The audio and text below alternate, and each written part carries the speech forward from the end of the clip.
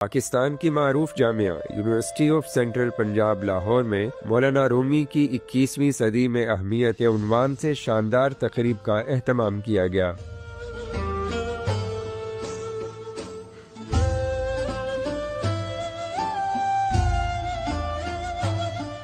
تقریب میں ترکیہ کے قونصل جنرل لاہور ڈاکٹر علی ارباش، معروف فارسی دان اور پروفیسر ڈاکٹر معین نظامی اور بین الاقوامی امور کے ماہر ڈاکٹر شہیر الہی سمیت متعدد اہم شخصیات اور طلباء نے شرکت کی۔ قونصل جنرل ترکیہ ڈاکٹر علی ارباش نے شرکاء کو مولانا رومی کی عظیم شاعری اور صوفیانہ طرز زندگی کے بارے میں آگاہ کیا۔ انہوں نے کہا کہ رومی محبت، برداشت اور اتحاد کا مینار تھے۔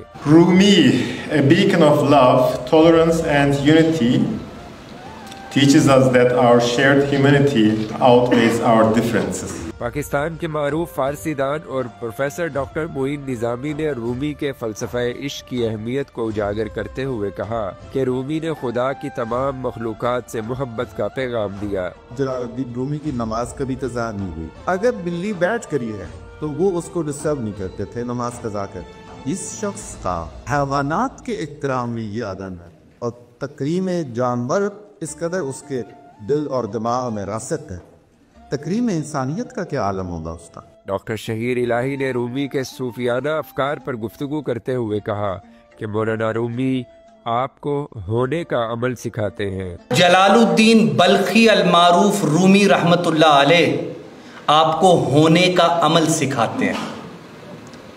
اس کو ہونا کہتے ہیں، یہ ہویدا ہے، یہ حال ہے، اس کا معرفت و ادراک کرو، اس درد کو اپنے قلب میں جگہ دو۔